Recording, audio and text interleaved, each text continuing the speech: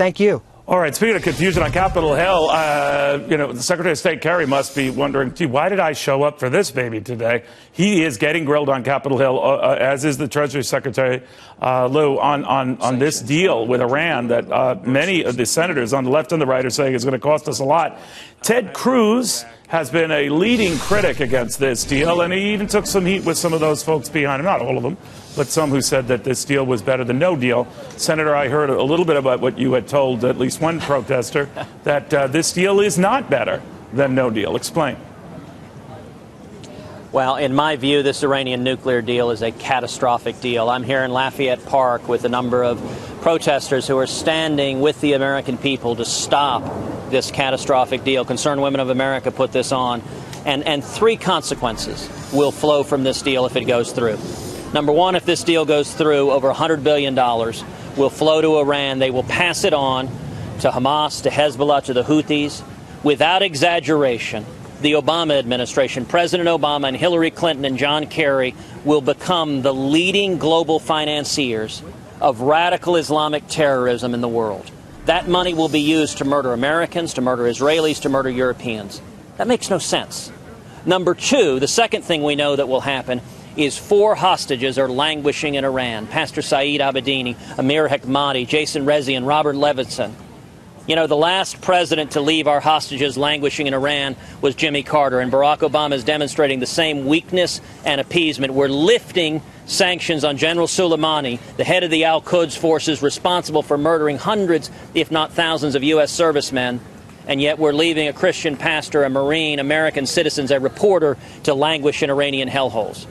But the third and most consequential, the most consequential result of this deal, if it goes through, is that it will only accelerate Iran's acquiring a nuclear weapon. And the Ayatollah Khamenei is a radical religious zealot who has pledged death to America. The odds are unacceptably high if Iran acquires a nuclear weapon. They would use that nuclear weapon in the skies of Tel Aviv or New York or Los Angeles. All right. Now, a lot else going on today, too, and I don't know where this vote goes ultimately in the Senate, where they get to that 60 votes, Senator, but I do know there's a separate, fiery storm building up over this Planned Parenthood issue. Now, Nancy Pelosi was saying that there's no scandal. I want you to react to this. Nancy Pelosi.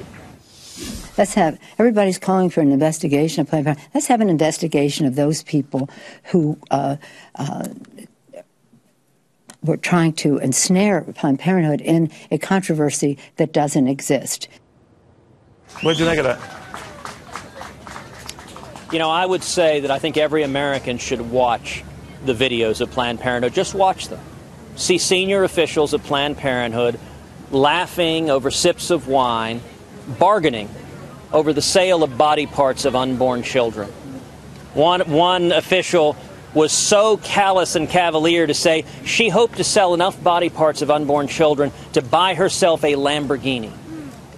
And I would encourage Americans just to ask yourself, are those my values? I appreciate Nancy Pelosi answering that question, that yes, those are her values apparently, that Nancy Pelosi watches those videos and she feels sorry for the Planned Parenthood leaders that are bargaining over selling body parts.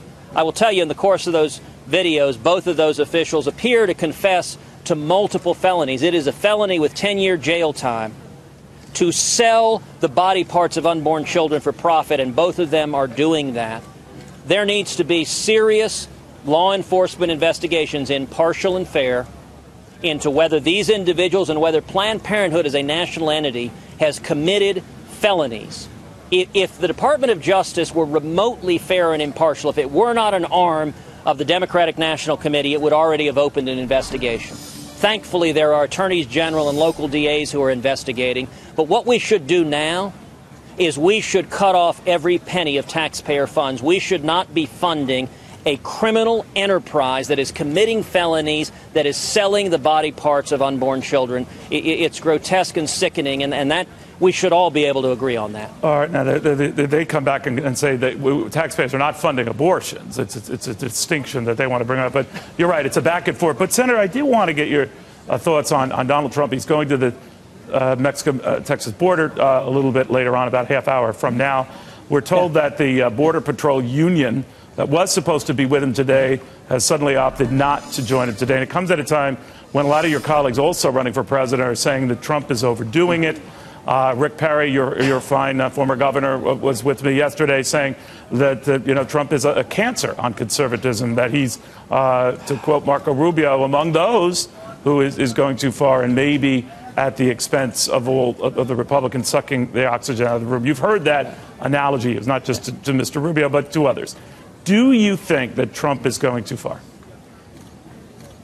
Look, Donald Trump is a friend of mine. I like and respect Donald. He speaks in a colorful way. He speaks in a way that you and I don't speak. But I commend him for focusing the attention of the country on the problem of illegal immigration, on the problem of sanctuary cities, on the problem of the Obama administration releasing hundreds of thousands of illegal aliens with criminal convictions onto the streets. All the other candidates agree with you on that. No, Senator, you're right. All those other candidates agree with you on that. They say that he's all but become a farce. You don't agree with that. Your criticisms have been at best tepid, and I wonder why. No, with respect, Neil, they don't agree with me on that. Most of the other candidates running have been vocal, aggressive advocates of amnesty. I've been leading the fight against amnesty. No, I'm sorry, sir. I was talking about the reaction to Donald Trump. I apologize for the confusion. You have not been as vocal on that. And in fact, to the contrary. Many of the other Republican candidates have used this opportunity to take a stick and smack Donald Trump. I ain't going to do it. I believe in Ronald Reagan's 11th commandment. I'm not going to attack him personally or impugn his character. Well, he doesn't believe that. If others want to do that, that's their choice. Well, say what you will of Donald Trump. I mean, he obviously doesn't share that Ronald Reagan commandment view. Now, he says, Senator, he says that he only responds in kind. If someone has said something nasty about him, he will respond in kind. But obviously that Reagan commandment's been violated here, right? Well, I'll tell you, Neil, my view is not to respond in kind. Scripture teaches that if someone visits evil upon you, you should repay them in kindness, and that's like heaping coals on top of their head. So if others attack me, I respond by praising them. If others want to attack Donald Trump, they can do it. I ain't going to do it. I am going to sing the praises of every Republican candidate in this field, and I'm going to focus on the issues the American people care about, which is jobs and growth and opportunity, which is securing the border, protecting our national security, defending our constitutional rights, and restoring America's leadership in the world. Senator Ted Cruz, thank you very, very much. Good seeing you again. All right, Senator Cruz at Lafayette Market's just across the street from the White House, a place he hopes to call home maybe in about 18, 19 months. We shall see. You never say never.